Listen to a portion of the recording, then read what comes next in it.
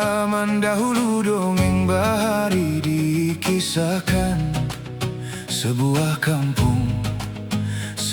kampung mudik di pedalaman.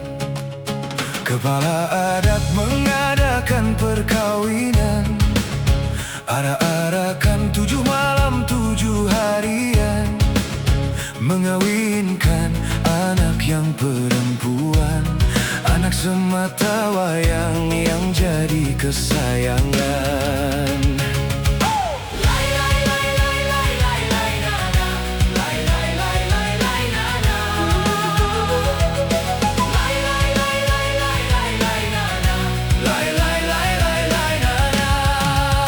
Para undangan, kepala suku, kepala balai semua datang. Datang berkuda, datang berakit, ada juga datang berjalan. Datang di darat atau di lautan, di dalam gua ataupun di pegunungan, Duduk santai makan kue ketan, musik kurung-kurung diperdengarkan.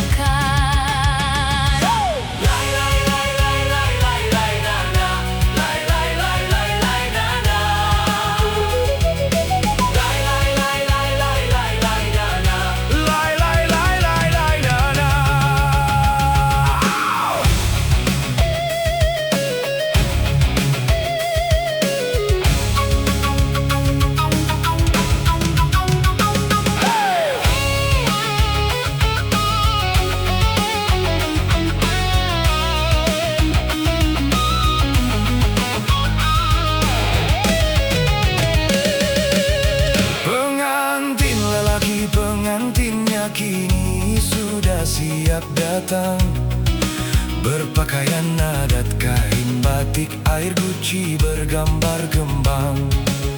Ikat kepala kuning mandau di pinggang, bergelang bahar dengan mayang pidang, duduk berdua di apit dayang, berhanyut di sungai, perahu naga ditunggang.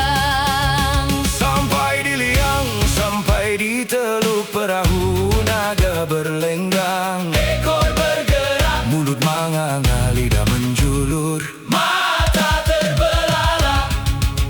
Sigap sang